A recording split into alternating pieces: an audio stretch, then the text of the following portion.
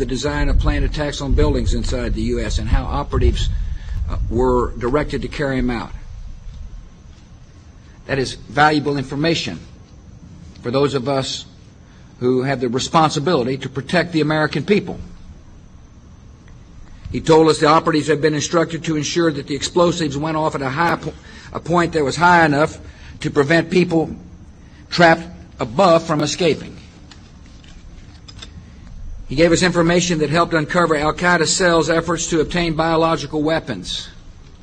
This is Building 7, a 47-story skyscraper that fell on the afternoon of September 11th. The government says that fire brought it down. However, 1,500 architects and engineers concluded it was a controlled demolition. Over 6,000 of my fellow service members have given their lives. And thousands of my fellow first responders are dying. I'm not a conspiracy theorist. I'm a structural engineer. I'm a New York City correction officer. I'm an Air Force pilot. I'm a father who lost his son. We're Americans, and we deserve... I lost my husband. My son. My uncle. My nephew. September 11th, 2001. Most people don't know a third tower fell that day. The government says fire brought it down. The collapse of World Trade Center 7 was primarily due to fires.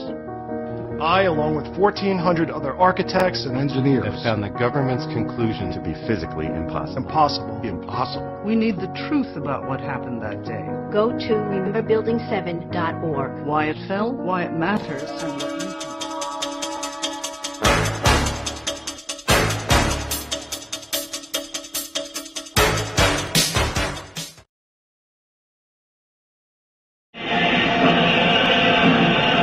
More than 60,000 armed Christians were on their way to reclaim Jerusalem from the infidel.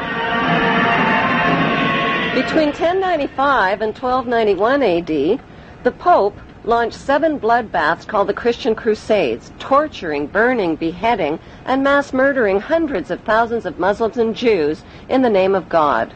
The Pope's brutal soldiers were called Knights Templar, or Knights of the Temple of Solomon, and evolved into today's secretive brotherhood called the Freemasons. Between 1450 and 1700 AD, the Catholic Church followed up their holy terror with the Inquisition. Based on rumors of practicing witchcraft, the Catholic Church hunted down, tortured, and burned alive millions of innocent women at the stake.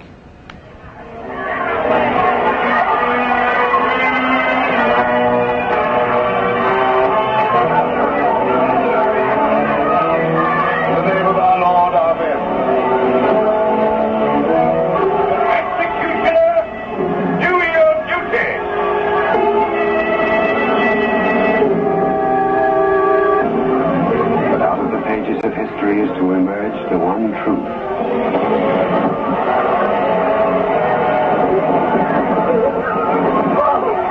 Father, pray for me. And may the angels lead thee into paradise. During World War II, the Vatican was criticized for supporting Hitler and his Nazi regime. To this day, the Vatican is still under investigation for plundering Nazi gold from the Swiss bank accounts of Jewish Holocaust victims.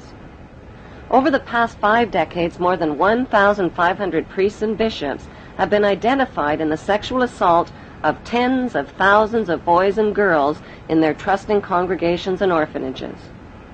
Why is this filthy rich institution preaching spiritual values of poverty and chastity while cardinals, bishops, and priests cover up their crimes of sexual abuse? Why has the Church fought and resisted the compensation claims of their sexually, emotionally, and spiritually traumatized victims? Like Vatican City, London's inner city is also a privately owned corporation or city-state, located right smack in the heart of Greater London. It became a sovereign state in 1694 when King William III of Orange privatized and turned the Bank of England over to the bankers. By 1812, Nathan Rothschild crashed the English stock market and scammed control of the Bank of England. Today, the city-state of London is the world's financial power center and the wealthiest square mile on the face of the earth. It houses the Rothschild-controlled Bank of England, Lloyd's of London, the London Stock Exchange, all British banks, the branch offices of 385 foreign banks, and 70 U.S. banks. It has its own courts, its own laws, its own flag, and its own police force.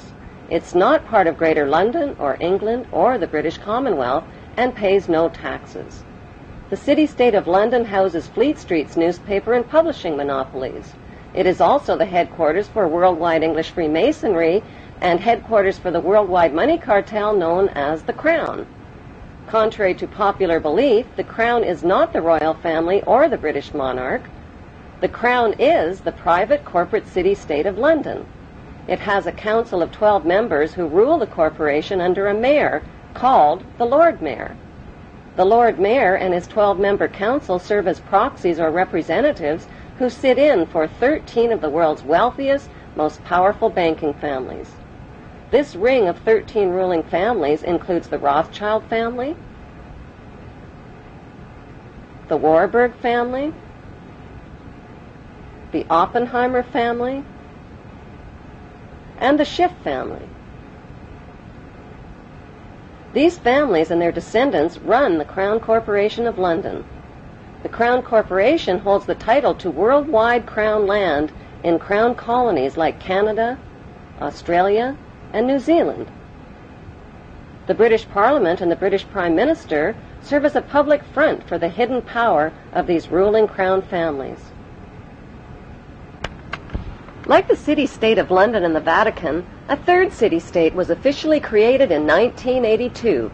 That city-state is called the District of Columbia and is located on 10 square miles of land in the heart of Washington. The District of Columbia flies its own flag and has its own independent constitution. Although geographically separate, the city-states of London, the Vatican, and the District of Columbia are one interlocking empire called Empire of the City. The flag of Washington's District of Columbia has 3 red stars, one for each city-state in the 3-city empire.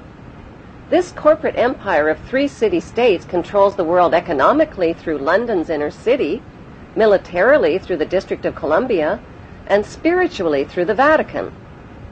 The Constitution for the District of Columbia operates under a tyrannical Roman law known as Lex Fori, which bears no resemblance to the U.S. Constitution.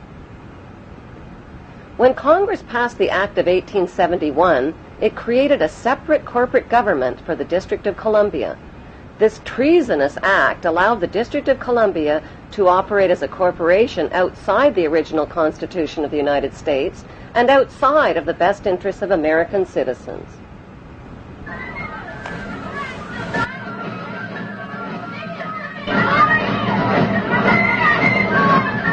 A sobering study of the signed treaties and charters between Britain and the United States exposes a shocking truth. The United States has always been, and still is, a British Crown colony. King James I was famous not for just changing the Bible into the King James Version, but for signing the First Charter of Virginia in 1606.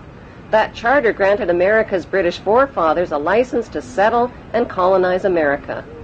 The charter also guaranteed that future kings and queens of England would have sovereign authority over all the citizens and colonized land in America stolen from the Indians. After America declared its independence from Great Britain, the Treaty of 1783 was signed. That treaty specifically identifies the King of England as the Prince of the United States and contradicts the belief that America won the War of Independence.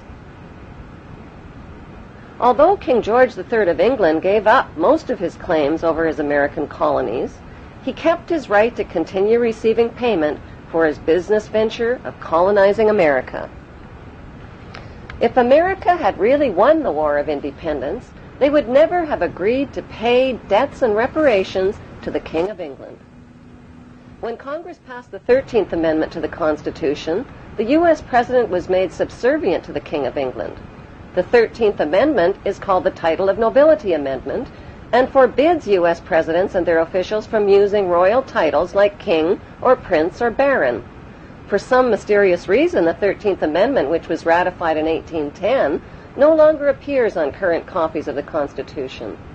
America's blood-soaked War of Independence against the British bankrupted America and turned its citizens into permanent debt slaves of the king. In the War of 1812, the British torched and burned to the ground the White House and all U.S. government buildings and destroyed ratification records of the U.S. Constitution. 1 century later, a corrupt U.S. Congress committed the biggest theft in world history. They passed Paul Warburg's Federal Reserve Act in 1913, handing over America's gold and silver reserves and total control of America's economy to the Rothschild banksters. Most Americans still believe that the Fed, or Federal Reserve, is the government. It is not. The Fed is a privately owned banking system whose majority Class A shareholders are the Rothschilds, Warburgs, Kuhn & Loeb, J.P. Morgan, Rockefeller, Israel Seif, and the Lehman Brothers. This private banking cartel is the Fed and is never audited and never pays taxes. They print and design America's money, which displays their symbols of an Egyptian pyramid, a Masonic all-seeing eye, and the words, "In God we trust." Who exactly is the God they trust? They also collect American taxpayers' money through the IRS. Then they loan it back again with interest to pay for roads, bridges, and other public works.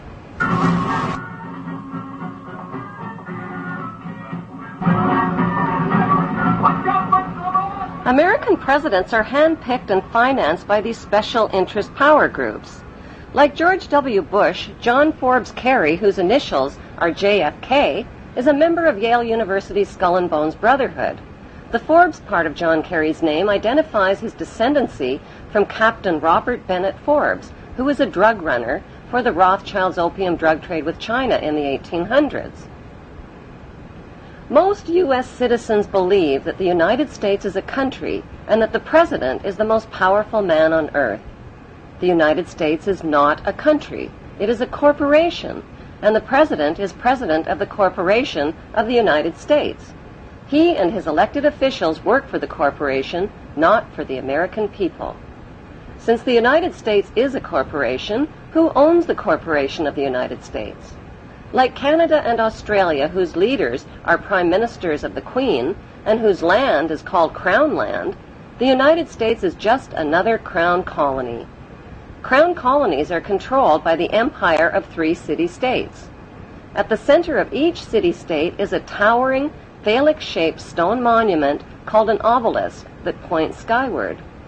In D.C. city-state, the obelisk, known as the Washington Monument, was dedicated to Freemason George Washington by the Freemason Grand Lodge of the District of Columbia.